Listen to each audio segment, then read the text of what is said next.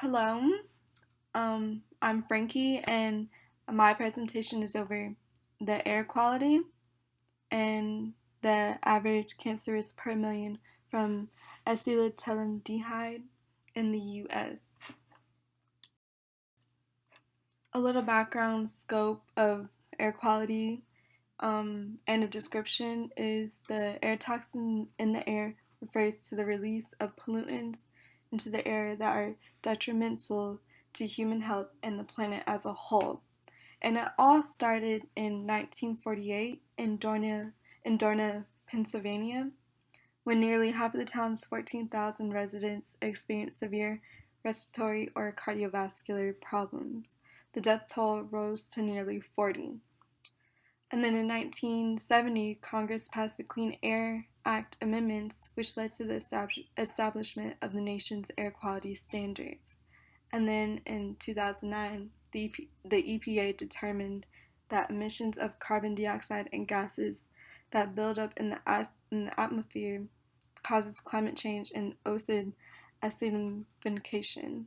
The EPA most recently estimated that the whole nation experiences lifetime cancer risk above 10 in a million, and that almost 14 million people in more than 60 urban locations have lifetime cancer risk greater than 100 in a million. So, why is air quality important? And so, a description of what my content area is air quality. The indicator was air toxins, most really the acetaldehyde. The measure is the annual average cancer risk estimate per million. So, what is acetaldehyde? It's basically found in various plants, ripe fruits, vegetables, cigarette smoke, gasoline, and diesel exhaust. So, we basically use the most of it in cigarette smoke, gasoline, and diesel exhaust. This figure shows the annual average cancer risk estimates per million in 2011. The pollutant was acetaldehyde.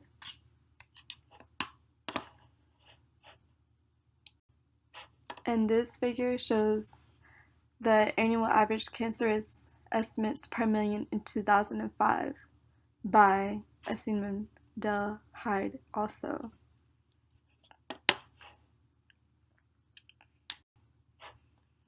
So what do the figures show? As the tables show, the pollutant acetaldehyde has changed over the years in making cancer risks higher all across the country. In 2005, the pollutant was only prominent in the South and California, but 6 years later, the pollutant is making cancer risks higher in the North and in some of the Midwest. Also, as 2005 shows, the Northern Midwest had the lowest risk, but 6 years later, it was made higher. So some prevention ideas is that the less gasoline we burn, the better we're doing to reduce air pollution. We can make good choices about transportation. We can walk, ride a bike, or take public transportation. Or we can choose electric cars that burn less gas. We can invest our power provider options. We could get solar power in our homes. We can buy our food locally. We could cut down costs on fossil fuels.